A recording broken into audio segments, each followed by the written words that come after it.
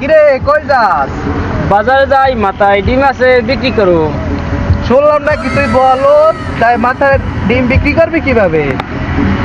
অতই বুঝবি না, শুনলাম তুই তো কম যাস না। আচ্ছা, কত দি পারলে আমার মাথায় কি আছে যদি কইতে পারো, তাহলে তোর এখান থেকে আমি 2টা ডিম দিব।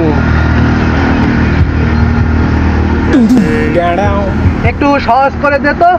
আমার মাথায় যা আছে হেতার গায়ের রং সাদা, বাংলা কুসুম লাল হইতে পারে, আবার হলুদ হইতে পারে, আর কম না কইলে বুঝে লাবি। মাথাটা কি আছে? কি হইতে পারে? কি হইতে পারে? লেবু। হয় নাই, তুই আসলে একটা বলদ। আমার মাথায় ডিম। ইস রে, আমি একবার ভাবছিলাম